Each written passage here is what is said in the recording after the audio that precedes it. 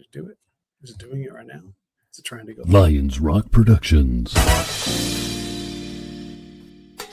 This is Jay Moore. This is Greg Proops. This is Jordan Harbinger. This is Dexter from The Offspring. This is Nathan This is East. Sebastian Younger. This is Rick Marotta. This is Stuart Copeland. This is Mick Gillette. This is Andy Summers. Hey, this is Skunk Baxter. This is Gabby Reese. This is Rob Bell. Hey, this is Jon Leon Guerrero. Hey, and this is Pete A. Turner. And now, the Break It Down Show with Jon Leon Guerrero and Pete A. Turner.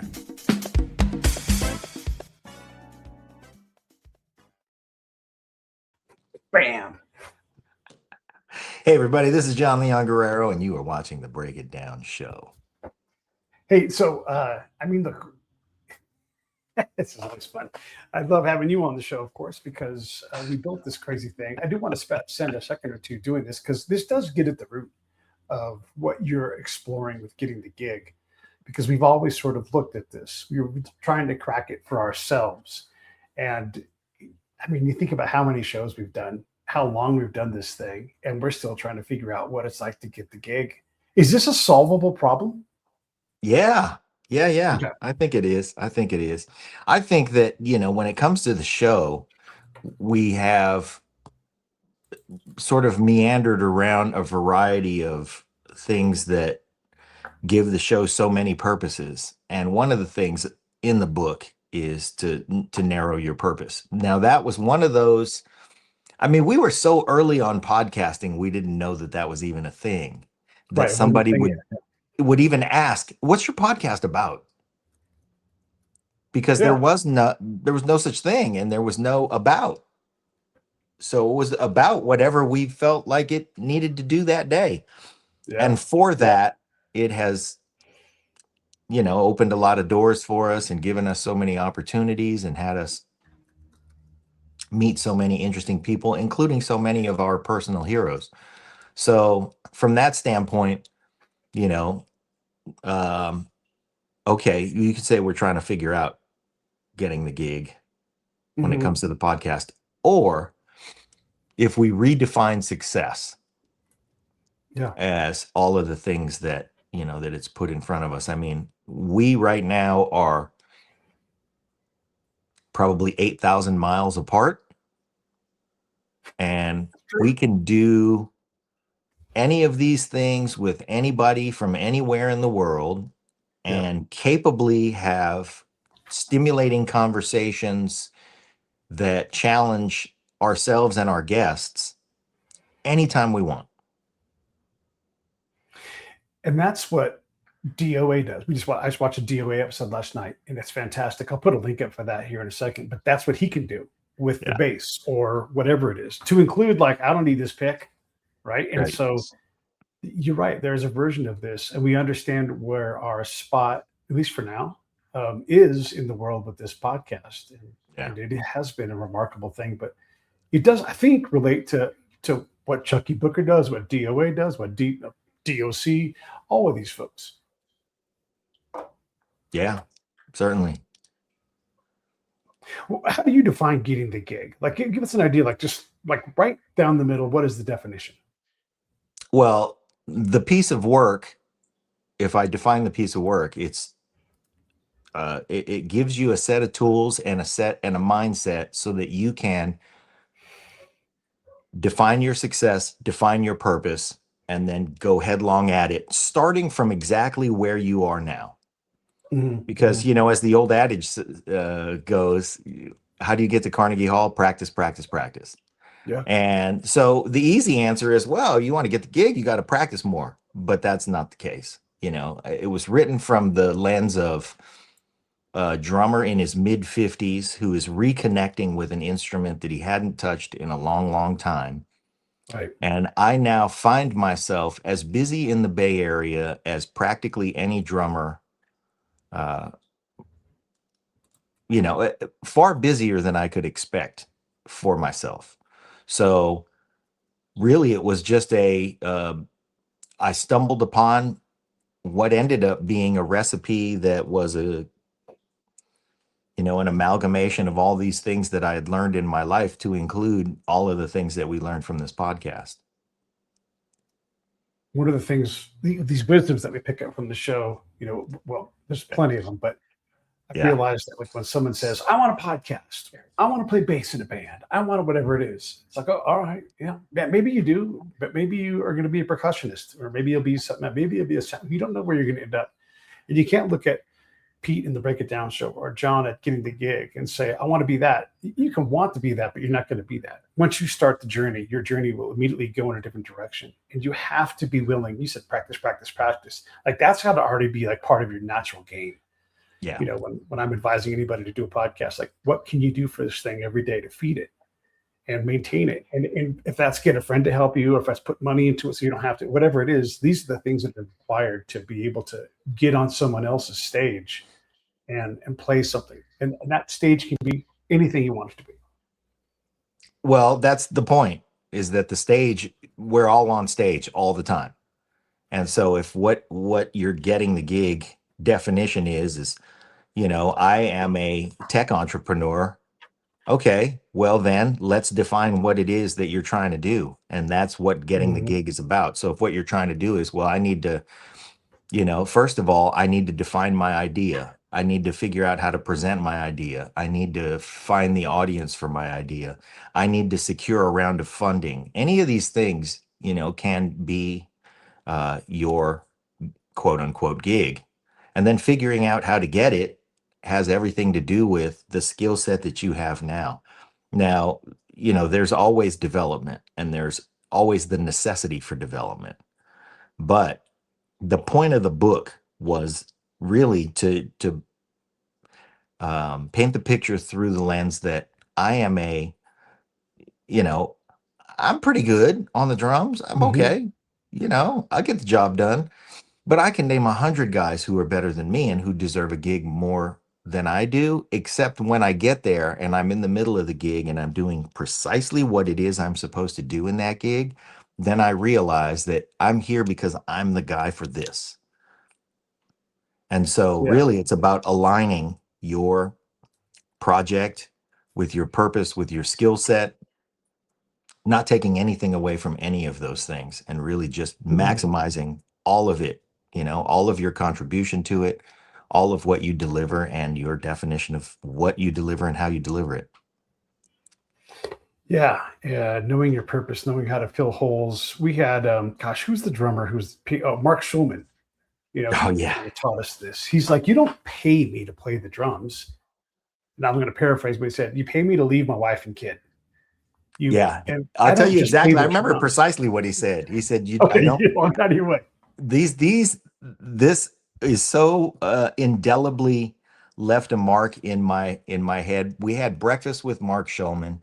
He's a magnificent drummer. He's the drummer currently for Pink, and he's been with her for probably 14 years now. But he had previously been with Billy Idol, I think Styx at one point, Foreigner maybe. So he's been around. He's a veteran player. But he's got a great, you name it. He's got the look for the gig. He's got the moves for the gig. He understood what that gig was, even though it had been different than all of the other gigs that he had occupied before that.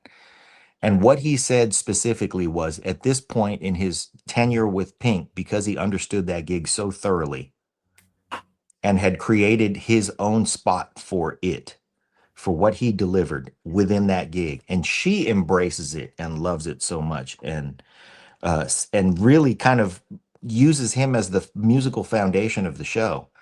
But what he said was, I don't get paid to play the drums anymore. I get paid to miss my daughter's birthday. Yeah.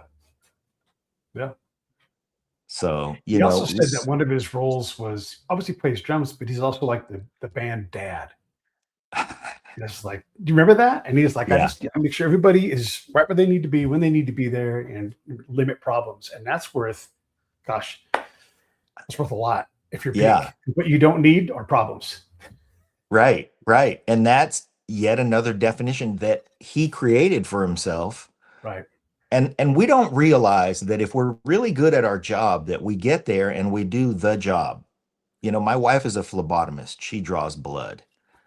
She doesn't have 8 hours worth of people's blood to draw every day that she goes to work, but she's made herself infinitely useful in so many other things that it's like, Yeah. it's almost silly to define her job as that anymore. And that's really what we should all be aiming for, is to have a specialty that gets us in the door so that we can create a value somewhere. And then once that value is established, figure out all the little other places where you can create additional value. Because the contribution to any workplace, one of the things I remember about now I have to remember who said it. I mean, we've interviewed so many amazing musicians. I can't remember who said this, but there's 3 reasons that a musician takes a gig. The money is one. The experience, and the experience means a lot of things. It could be, man, I've always wanted to play with these other players. Oh man, I sure would love to be in the tutelage of, ask anybody whose career started with Miles Davis. So the money, the experience, and the third part is the hang. Mm. And that is, who, do you get along with who you play with? I'm in a band called 16 Scandals. You know this well. I'm saying this for our viewers. And we've worked it out so that we get compensated pretty well, especially compared to our contemporaries, because we define what our gig is. I can tell somebody that I'm in that band for the money. I can tell somebody that I'm in that band for the experience because, for instance, this weekend we are playing, get this, a prom at the Rockridge BART station in Oakland. BART has decided to throw an 80s prom at their Rockridge BART station. They're building a tent. There's going to be 2,000 people there. So are we getting paid for that? Yeah. Would I love to do that just to do it? Of course. That's an amazing gig. We had another amazing one last week at a winery that I had never visited. And that place was, terrific. So again, the money's good. The experience is good. And then the third thing is the hang. Mm. I had a day off yesterday and chose to spend it watching my guitar player's other band because I like to hang with him. Our band is filled with people I love to hang with. Our singer, Michelle, she does a great job at the job. And then when the job is done, we and our spouses like to hang out. Yeah. We just like being around each other. We're a lot of fun. So when you can find any situation that allows you to determine, why am I there? Am I there for the money? Am I there for the experience? Am I there for the hang? Yeah. If you first can understand that about your workplace, then you can, see where you put yourself. And sometimes you're there for the money, you're there for the experience, and everybody else is there to hang with you. And is there a value to that? Absolutely, because you're holding that place together. A lot of what you're doing is taking all of these. By the way, Mark Schulman, episode 236. 236 out of 3,000 something. Yeah. Yeah. I mean, it's not 3,000 total, but it's well above.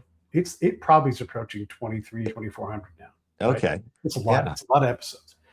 But that lesson is there, and it has stuck in both of us. We both remember that conversation, and I don't remember much about the actual physical sitting in front of him. I remember where we were.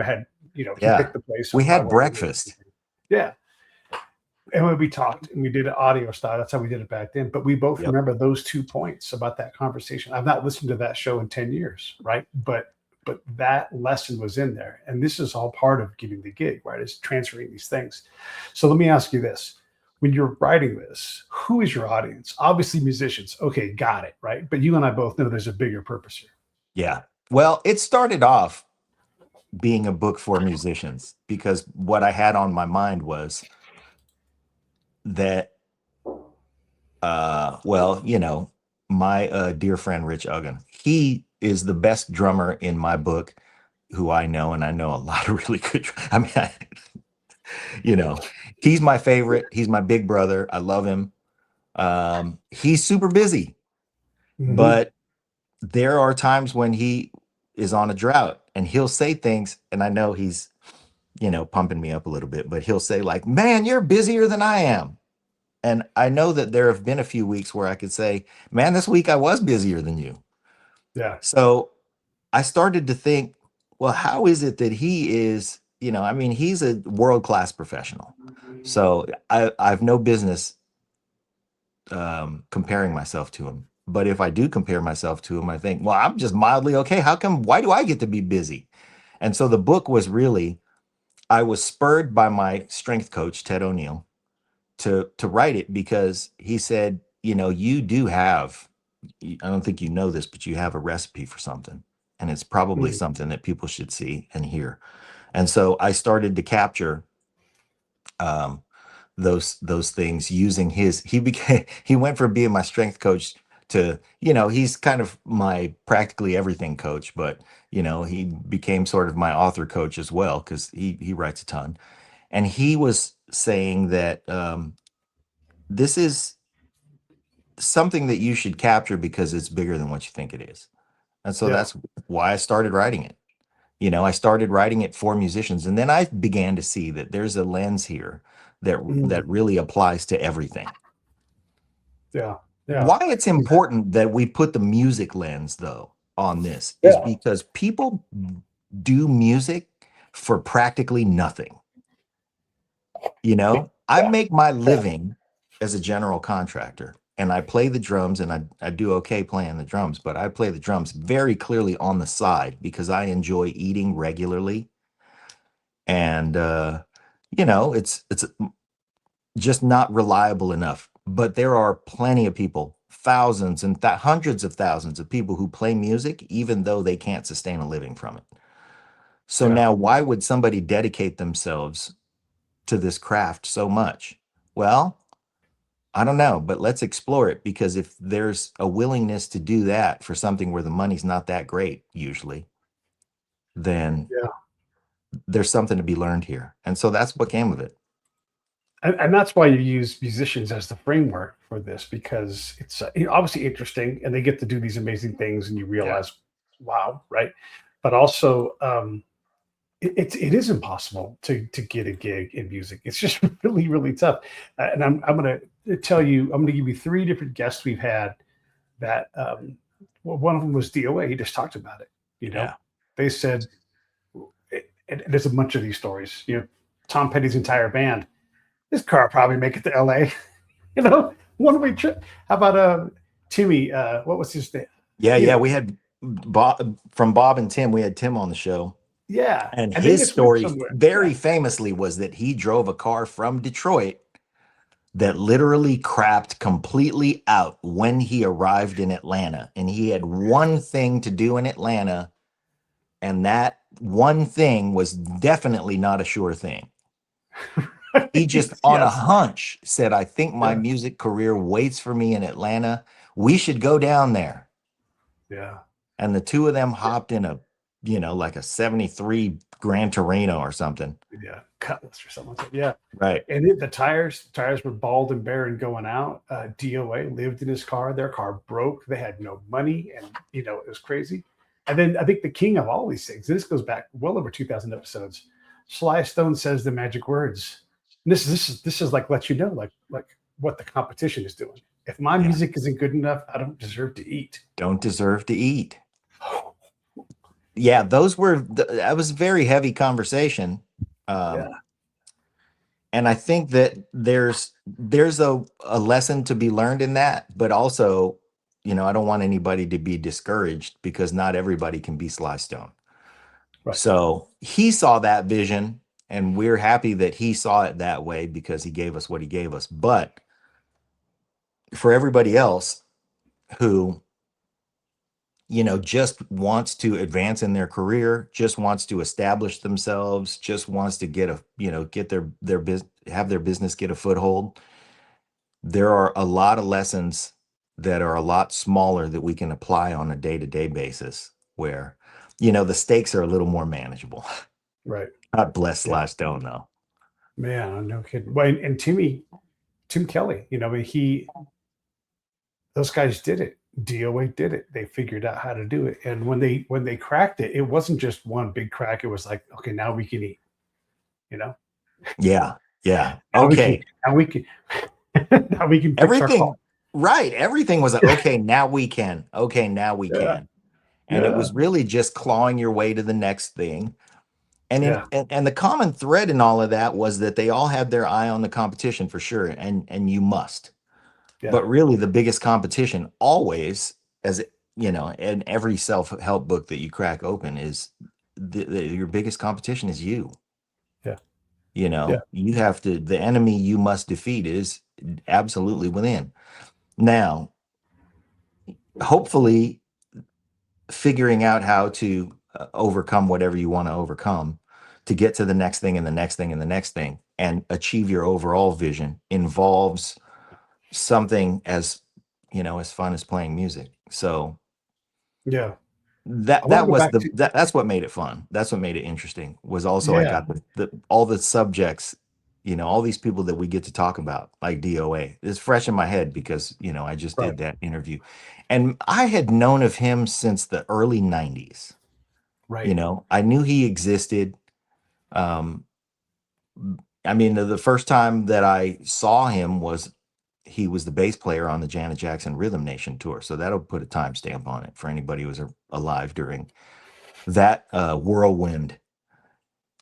And since he was from Sacramento, you know, he was close enough that people knew about him, and I knew people who knew him or knew people who had, you know, some experience with his trajectory. So we all could kind of keep an eye on what he was doing, and his career has been, you know, has blossomed so much in so many directions because of all those things. Yeah, he managed to Yeah. get some money, but man, he kept going for more and more interesting gigs. And he's just a great guy. Great hang. Yeah. In that show, again, fantastic episode. Here's the link, everybody. Go down and check these out. All these Getting the Gig episodes are great. So just make sure you go support these things. But he tells that wonderful story about the guy's like, well, I want you to play with the pick. And he's, I don't have a pick. And then he's like, I'll play with the penny. And the next thing you know in the story, Janet Jackson's got her arms up and he says she went to church. He took her to church, right? And that, like, all these things happened. And I think that the D.O.C said to me when we did that interview with the Dallas Club, he's like, money finds greatness. Just continue to work and the money is going to show up, because that's sort of how this thing works. And here's from a guy who hasn't had the most easy run of it, has had a lot of success, but not in a way that you would write down, like, I want to be like D.O.C on his, like, that's not what you put, you know, it's just not it. But look how wise he is and look how successful he's been. Yeah. And man, I mean, you know, he had a horrific accident just a few months after his record, which was a tremendous hit, shot through the stratosphere, gets in a car accident, ruins his vocal cords. Yeah. Absolute worst thing that can happen to a rapper. And many people at that moment counted him out. Yeah. I mean, you can never count him out. So, you know, he continued to find ongoing stuff to do, great stuff to do. And that's an amazing quote. Great money finds greatness. Yeah. Yeah. It was inspirational. You know what happened when I got in the car and left that interview? What? Someone called me with money. No kidding. I swear to God. Wow. Yeah. And I needed it, you know? Yeah. And so I was like, all right. So it was like, so this, the lesson, the reinforcement. And I'm like, all right, I have to believe what he says. Yeah, you got to believe the D.O.C, man. That guy is wise. But there's also the story our, of, you bring up the pick, and that story that, you know, that DOA tells about playing with the penny is a great story. But, you know, Sly and the Family Stone had all those amazing hits that launched them, and then Larry Graham left the band. And he had, I mean, most people credit him with inventing thumping and plucking on the bass. So when you have that guy and he creates that, how do you replace that guy? You're going to find somebody better than him at it? At the time, there weren't even people who knew how to do it widely around, and everybody who knew how to do it figured it out because they watched him do it. Yeah. So the guy who replaced him was Bobby Vega, and he showed up and said, "I'm not doing that at all. I'm playing with a pick." So sometimes it requires reinvention of the position. You know, you can't play shortstop like the last shortstop, or insert whatever position it is. Here, you got to bring yourself, and so that's the lesson there. Yeah. And then when you look at musicians, we know how hard it is. And, parents are like, oh, the last thing I want you to be is a musician. Go get a safe job in banking. Yeah, But the reality is there are no safe jobs. Oh, you have to break in anywhere. And if you don't belong in banking, like I didn't belong in surety insurance. Oh my God, that was the wrong fit for me. None of us knew until like we realized like this does not work, yeah, But there is got to be some parallels there where like, how do you figure out, like, how do you take these musical lessons and apply them to, we'll say banking in this case, but whatever it's going to be. Mhm. Well, I think that's up to everybody to do. But I have a feeling that when you read the stories, you'll be entertained by the stories enough that you can apply it yourself. I mean, we do it all the time. We listen to the things that Michael Jordan says. We listen to the things that all these people that we admire in, mostly sports, but because that's really the ultimate display of meritocracy. It's me against you, and we're going to keep score.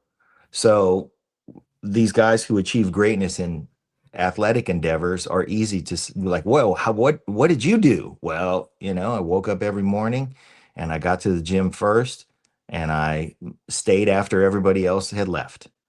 Yeah.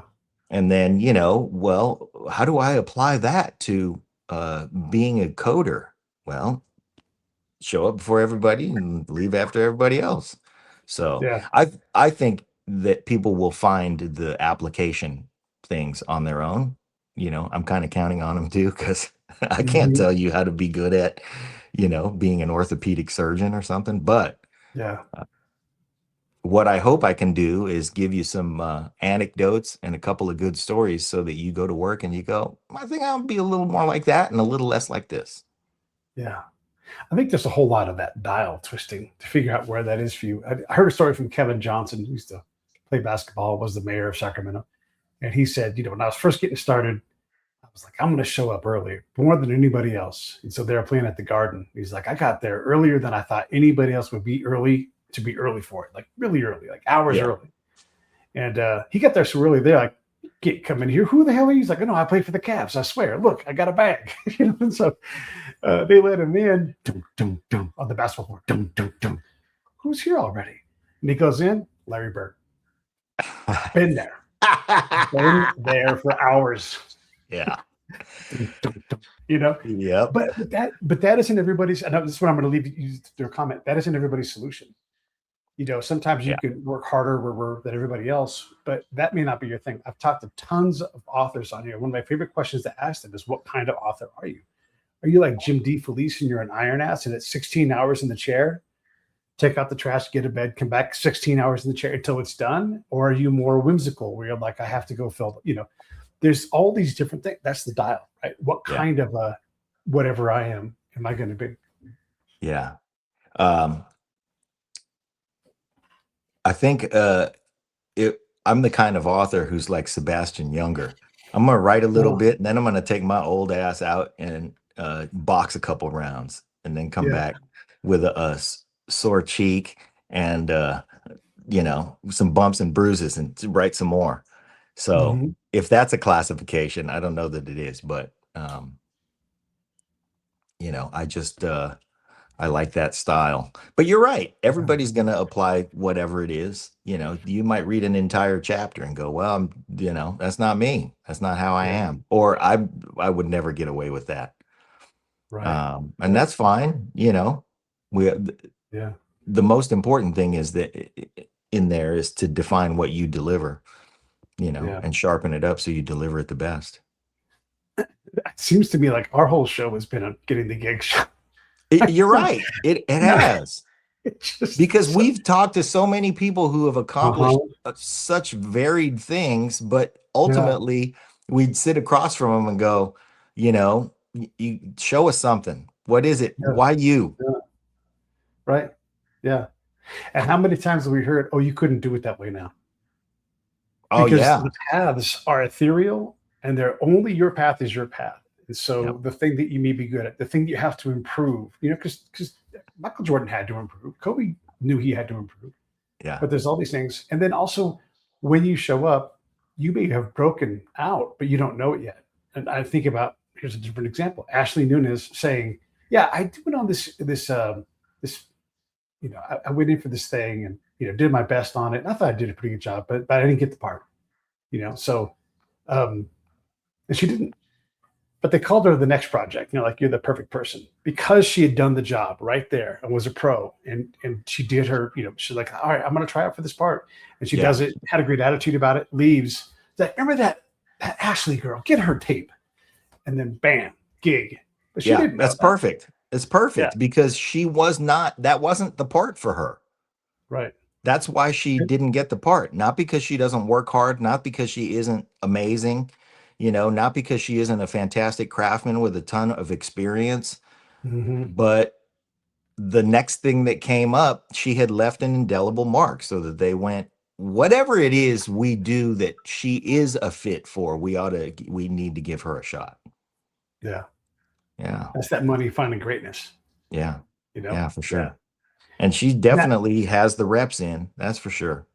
Yeah, that's true. When you think about all these different, actually, let me bring it back to another one. Another question I love to ask, especially directors, is you have to wear a lot of hats to be a director to earn your stripes, so you can do less jobs. And I asked Tony Toast as an example, what's the next hat you want to take off your head? Oh man, he's like, there's people that love what they do in this business, and it's all they care about. And so when it comes to props, I don't need to do that anymore.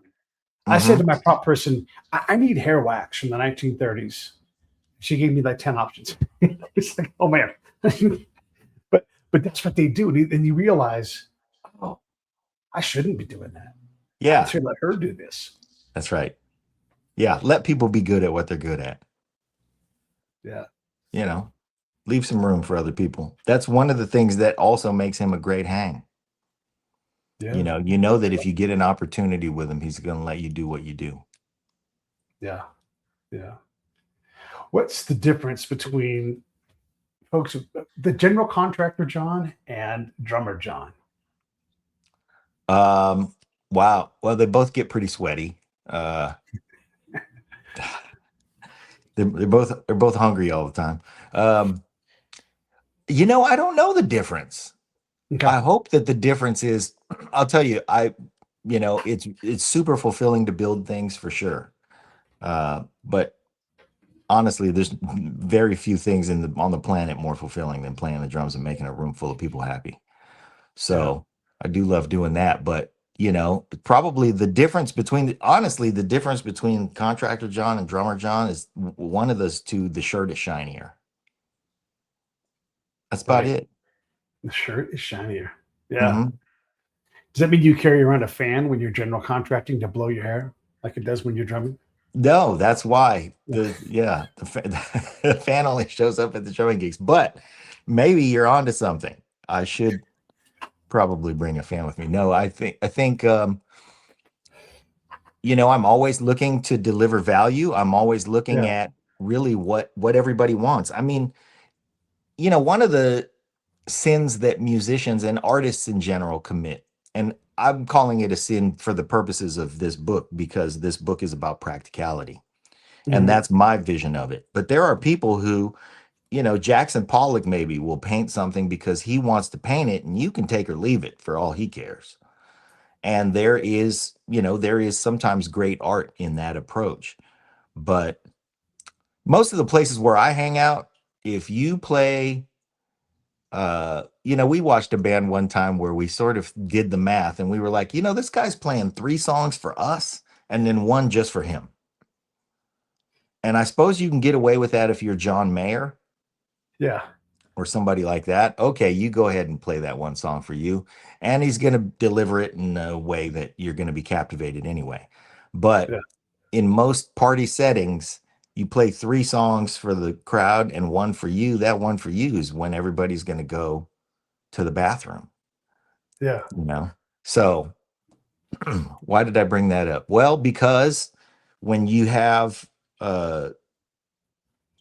value that you want to deliver and you focus on what the people want, the marriage of those two things is what makes your customers happy. It's going to go back to the DOA episode again. It's the most recent one that I watched, so that's why I keep going back to it. But there's a great lesson in there, and he talks about when you guys were talking about how hot his band was. They were the opening gig for all these other way bigger acts, and they were cutting heads. You got to be careful, but you also got to cut heads and be a good hang at the end of it. But the other thing about that whole experience and please fill in the blanks in that part of the story, but he said a crucial thing. I'm like, that's getting the gig right there. So when you come and you do this and you play professional and the crowd has a great time, even though you're opening, you got people away from the concessions to come in. That may not be the best thing, but in this case, that's kind of what happened. But the promoter sees that. Mm-hmm. And so you're auditioning for the promoter. And whoever the promoter is in your line of work, I have to imagine when you do the thing that someone else notices who's also in that food chain, and they're like, oh, I'm going to get that guy, or, oh, he's here. Okay. Yeah. It's bona fides. Yeah. We're good. That. Yeah. This party's going to jump. Yeah. Yeah. It never occurred to me. I know there's so many people that are involved in the decision process. There's all these yeses that have to funnel down to you or yes, no binary switch. But all these other things have to happen above you. And it has to be, like, people will say, how do I get a book agent? And I'm like, well, are you worth any money? Book agents don't just want to do work for free. They want to know that they can sell you or put you on a stage. Do you have a product? And they want it to be easy, not hard. Sure. Yeah. Well, don't we all? But, there's 2 things about that, because you got to please the audience. If you're pleasing the audience, great. But you also sometimes are working for the promoter. And sometimes, I had a club owner one time ask me, well, so what kind of music do you play? And I said, who cares? I'm going to walk in the doors and be 150 people behind me, and I'm going to make them thirsty. Yeah. And what club owner doesn't want that? Now, we'll talk about, and ultimately, of course, I answered his question. But first, I wanted to establish that I know what the job is. Mm-hmm. The job is that you have a business to run and you want people in here and you want them buying drinks. Yeah. So guess what? We will play some music and I can give you a song list and all of that. See, that's the thing, is that a lot of artists want to say, oh yeah, here, watch my demo reel. Yes, you have to have these things. Here's my set list. Here are the songs that we play. Here's how we break down our, okay, great. Mm-hmm. But let me first tell you, before we get into all those details, that I'm going to walk in here. There's going to be 150 people behind me. And I'm going to make them thirsty. And they know I'm going to, and that's why they came. Yeah. Yeah. So do you still want to talk about what kind of music we play? Usually the answer is yes, because they do want it. Yeah. There is I mean, we came to this club for a reason, because we matched this, we're a fit. Yeah. But don't feel for a second like I'm confusing my priorities. I'm an artist. I'm gonna whatever. I'm gonna have a bunch of people in here. They're gonna have a great time. I'm gonna make them thirsty. Yeah, those are 2 things. Great time makes you want to come back, and thirsty, right? And you could almost just say, here are the bar receipts from the last 10 gigs we did. Right. And here are the owners all saying, 15% over normal. Do you still want the set list? Or do you care? Yeah. Yeah. I mean, my neighborhood bar, of course, everybody who knows me knows our neighborhood joint that I love to play at is Luca's. Yeah. It's right around the corner from my house. All my friends hang out there. Everybody takes good care of each other. It's a fun place to play and great everything. The owner of that place, his name is Jan Luca. I don't know if Jan's ever even seen me play the drums. He doesn't care about that. I mean, he does. Yeah. And I mean, I consider him a friend, and he's, we're plenty friendly, and always talk to him and stuff. But the important thing is he knows that if I'm playing, the place is going to jump and he's going to be successful. Yeah. So I don't think he's ever asked me once, hey, so what kind of music? You know, I mean, I play in several bands that play there. It's different kinds of music, but the Sure. conversation doesn't have to be about that, or it can be, Yeah. you know. And certainly certain gigs that it applies. Like, okay, it's a wedding. We want these songs played. What else do you, Oh, for okay, sure. great. 'Cause we're not selling drinks there. Yeah. Right. There's But that's understanding the priority. right.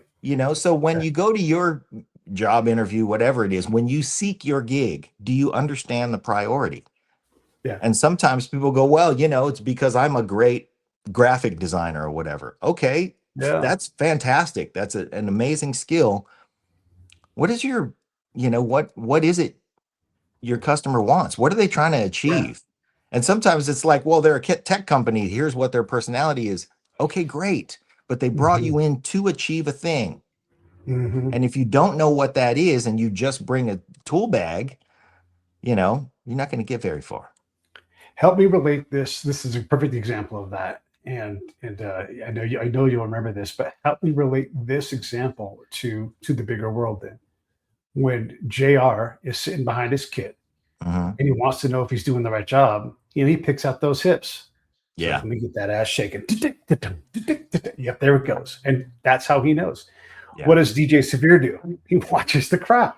Yeah. And it's amazing. And this goes back to your DJ days too, right? You right song, right time, right rhythm, right everything. But that's how those guys know that they are locked in and JR's getting people fired up and they're moving. Right. Yeah. There's ladies dancing, dudes will follow people by at all, and they come back. So how does that apply to the next job? That's not a musician job. No, it absolutely does apply. But just for our viewers, JR is John Robinson. He is in contention for the most recorded drummer in history. I'm not, nobody knows if that's factual, but he's been on a zillion records that you know and love, including most of the songs that Michael Jackson made that we like to dance to. Steve Winwood, et cetera, et cetera. So his resume is based on this feeling that he gives people. And when he's in the studio, he makes people make records that move you. And when you hear his parts, I remember we were sitting in his kitchen and I told him, man, I don't know how to say this, but why is it that you play these simple parts and you listen to them on the radio and you think, oh, that's great. I can play that. It's a simple part. He plays dance grooves. And then when you sit down and you try to sound like JR, you can't, because he understands there's something in his chemistry that allows him to understand what the artist is looking for, what the producer's looking for. He mixes himself on his drum set so that the engineer has an easier job. He's looking downfield at everybody else that touches the product that he makes.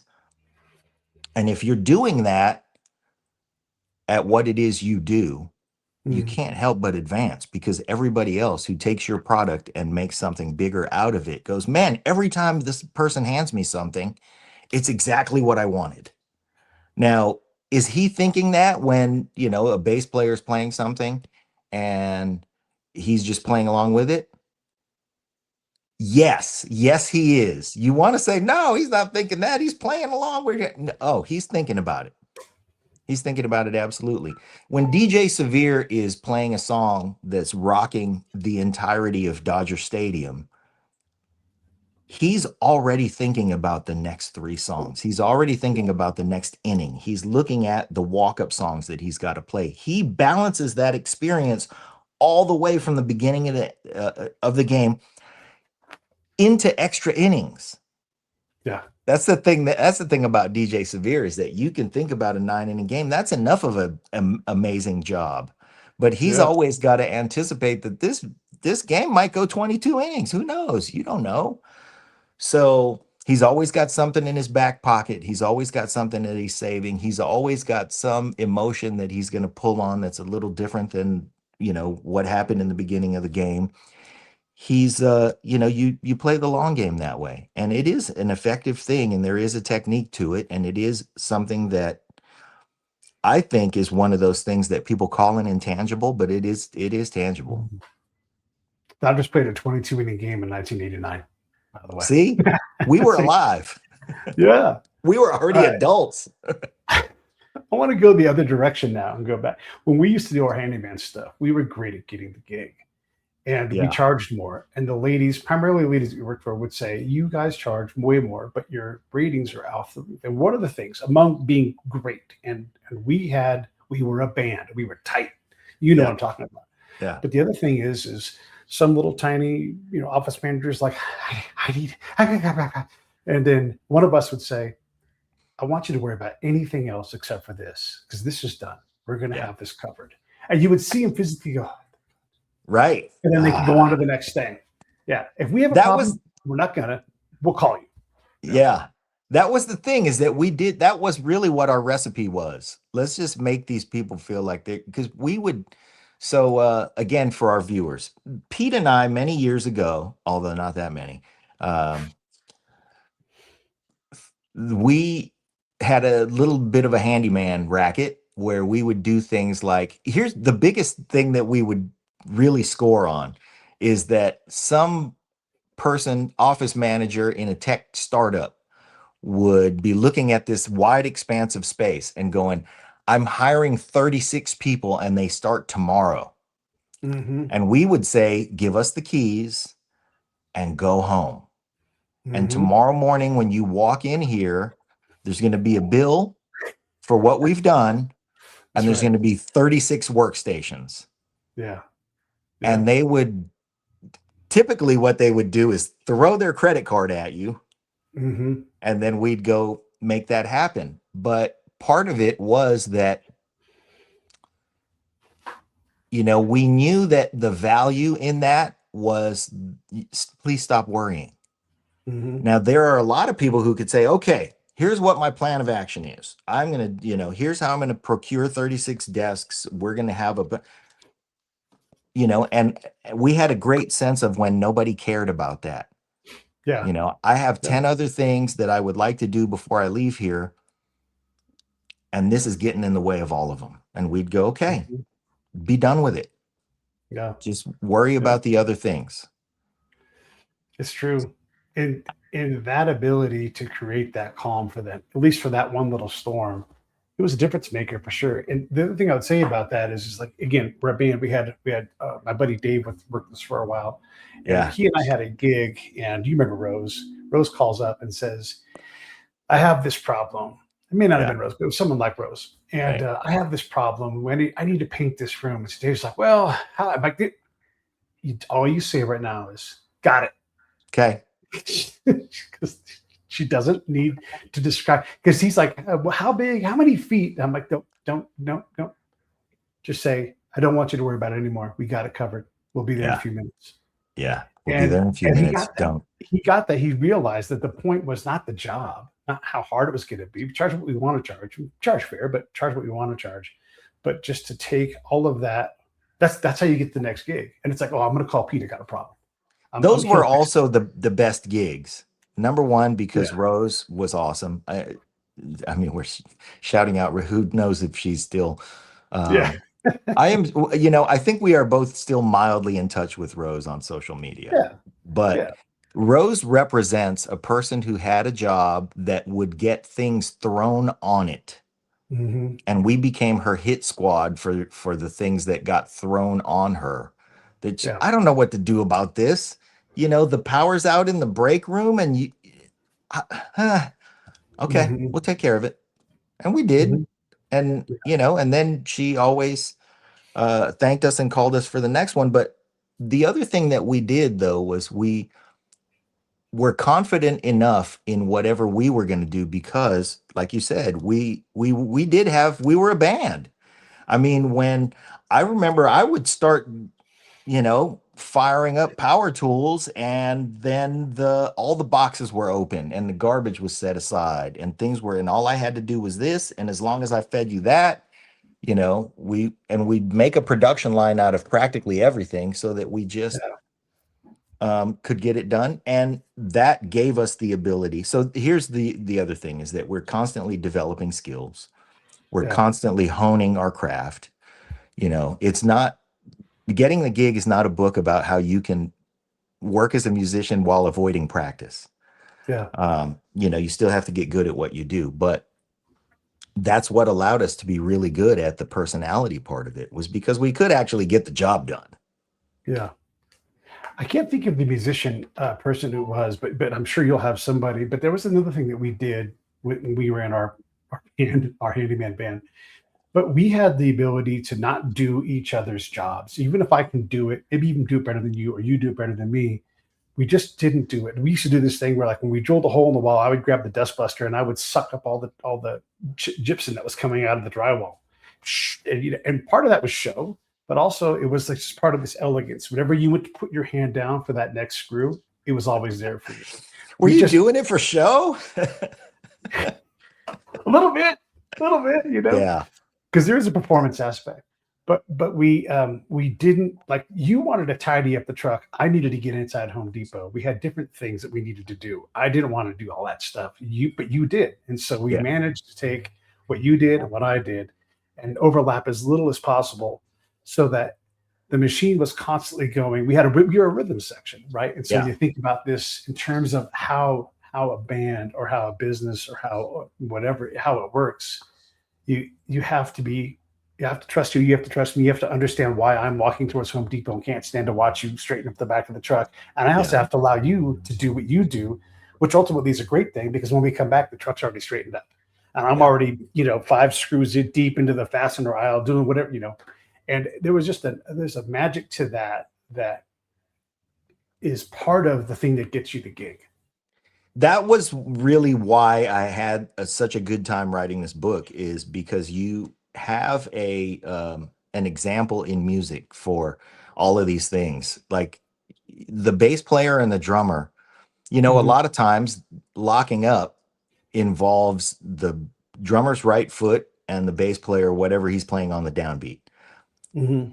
And sometimes the magic is when you're not doing the same thing at the same time. Mm-hmm. And knowing when to and when not to is part of the intuition that gives you value.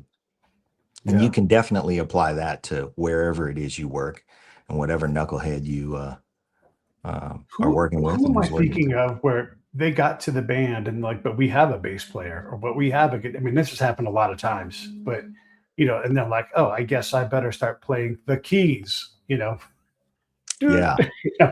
Well, and they just fill the hole. Yeah. Most recently Chuckii Booker, because he plays everything. But the filling the hole, goes back to Rich Uggan, because he was he's a world-class drummer. But when he toured with Paula Abdul, she had a world-class drummer. His name was Sonny Emery. So Rich adapted his skills and played percussion. Now, people are like, well, you hit it with a stick. It's the same thing. It's not the same thing. You're thinking about the music completely differently. And your approach to what it is you deliver and the holes you fill and your responsibility on the stage is different. And so your adaptability has everything to do with the fact that he had the skill set to hit something with a stick. And then he reinvented his approach to hitting things because somebody was already doing that job. So now his job became, I'm going to enhance what the drummer's doing, and I'm going to punctuate the dance moves. And by his own admission, his job on percussion in that band was not, he was not a virtuoso. He was no Giovanni Hidalgo, for the inside people who get that. But his ability to enhance the party, because every time a dancer moved her shoulder, he was going bam, pow. He had something to accompany everything that was going on stage, and he hyped up what was happening on the drums. And that's an amazing skill. So, are you doing that at work, wherever it is you're doing it? Because I guarantee that gets noticed. Right. It was absolutely noticed that if you just leave me alone to tidy up the back of the truck, when you come back with all the things that we're going to load into the back of the truck, I will have, Yeah. well, let's face it, I would tidy up the truck and then I would hang out and catch a couple Z's while you were loading 2x4s. No, come on. You'd come into Home No. Depot and you stand right next to me. We'd figure it Yeah, out. I We'd try to act know. like that. But we did have a dance that we did that worked it out. Yeah. And so, Well, yeah. There's an example of that I want to use. And again, back to the handyman stuff. that fulfilled the purpose and the hang, Yeah. When we had a hard job and we did a lot of moving, but we were good at moving, right? And so the thing you learn about The moving sucky thing to be good at. Yeah. It sucks to be good at moving.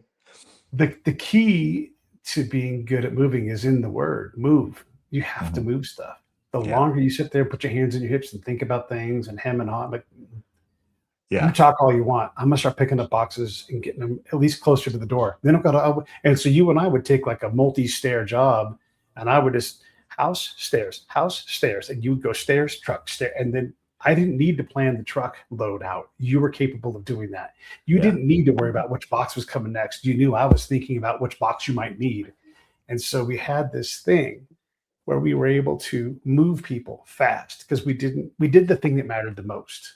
Yeah. We kept stuff moving and didn't whine about it and didn't, yes, it was hard. Yes, it was like you said it was a second floor. This is actually the fourth floor. Yeah. You say, but we did it and it was obvious that we were doing it. And I think that there's value in that in the big world when you're trying to talk about whatever job it is. If you just see the person putting in the effort and it looks like it's efficient, then it's going to be efficient. And all of a sudden the job is done. I remember we did a job one time in an office and there was a whole bunch of, a lot of times we'd be there and they'd be doing other things and there'd be these other messes. And the person would put their hands in their hips and go, gosh, we got to get all that cardboard downstairs. Oh, that's going to take forever. And you and I were like, that'll take us 10 minutes to do.